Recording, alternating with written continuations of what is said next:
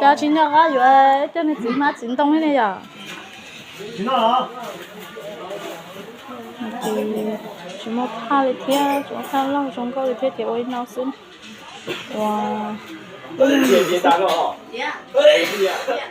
别就穿，别要打。他别了。别要打这打。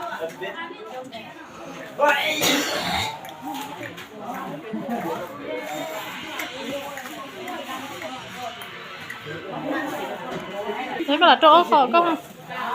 Hả? Bé chị. Chế này.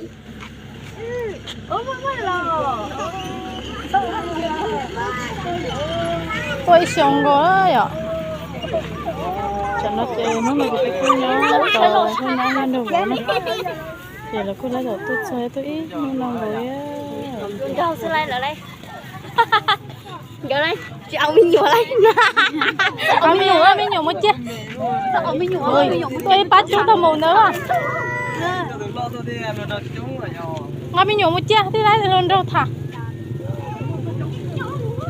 Nhớ.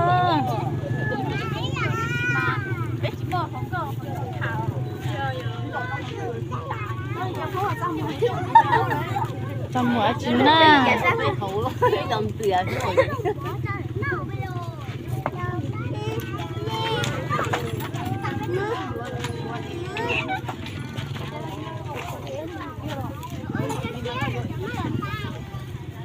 Cái chị nhớ ý nó là toàn cái nhà em đồ rồi xin chị biết tỏ ý nó là chị để nó có số xin nhưng nè ta chỉ tặng máy nhưng hay là tặng in để tôi in nó trội nó xin là tại sao mà là họ tôi cho lên lì hết chị là trội chị lên chị là tao bự thế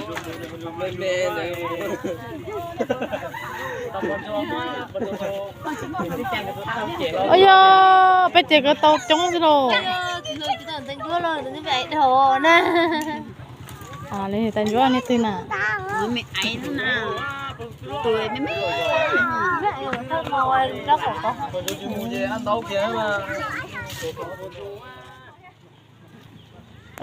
chị nè tên chúa mày cười lên